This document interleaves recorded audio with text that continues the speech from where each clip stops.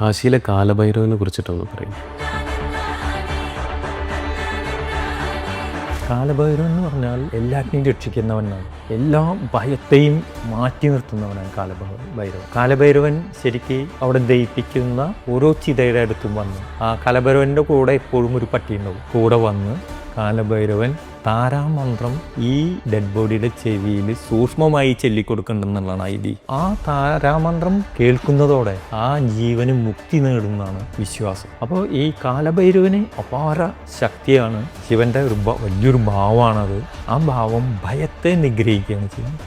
അതാണ് കാലഭൈരവന്റെ. അതിനൊരു ക്ഷേത്രമുണ്ട്, കുറച്ചങ്ങോട്ട് നീങ്ങിയിട്ട് കാലഭൈരവന്റെ ക്ഷേത്രമുണ്ട് കാശിയിൽ.